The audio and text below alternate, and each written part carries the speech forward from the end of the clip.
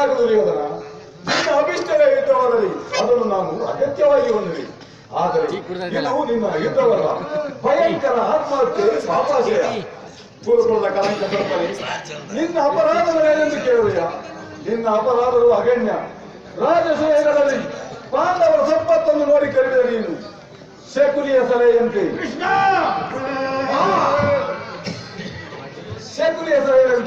ಯಧಿಷ್ಠರನ್ನು ಕಮಲ ದೂರಕ್ಕೆ ತಂದುದನ್ನು ಮರ್ತೆಯ ಸೋದರರ ಪತ್ನಿಯನ್ನು ರಾಜಸಭೆಗೆ ಸೆಳೆದು ತಂದು ಕೃಷ್ಣ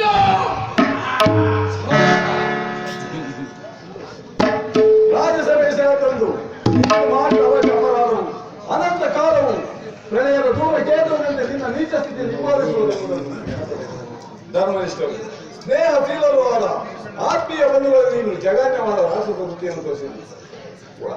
ವಾರಣಾಂತಕಾರಗಿನ ಮನೆ, ಏಕಚಕ್ರದಲ್ಲಿ ಕುಂತಿಗಾಲ ಭಂಗ, ವಿಷಪಾಶನ, ಸರ್ಪಭಂಗ ಇವೆಲ್ಲ ಹಿರಿಯರ ಮಾತನ್ನು ನಿರಾಕರಿಸಿ ಅನ್ಯಾಯ ಆಚರಣೆಯಲ್ಲಿ ಪ್ರಮುಖನಾದ ನಿನಗೆ ಶ್ರೇಯಸ್ಸು ಕೀರ್ತಿಯು ಎಂದಿಗೂ ಲಭಿಸದು ಲಭಿಸದು ಲಭಿಸದು.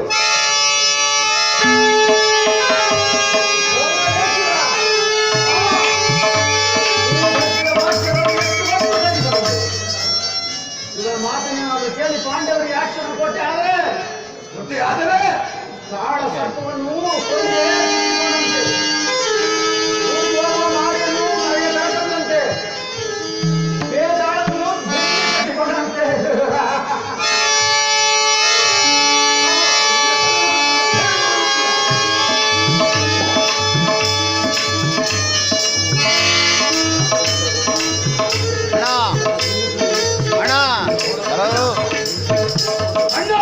ಇದು ಕೌರವ ರಾಜ್ಯಸಭೆ, ಇದು ಕೌರವ ರಾಜ್ಯಸಭೆ ಅಲ್ಲ, ಇದು ಕೌರವ ರಾಜ್ಯಸಭೆ ಅಲ್ಲ, ಪಾಂಡವರ ಮಿತ್ರಕೂಟ.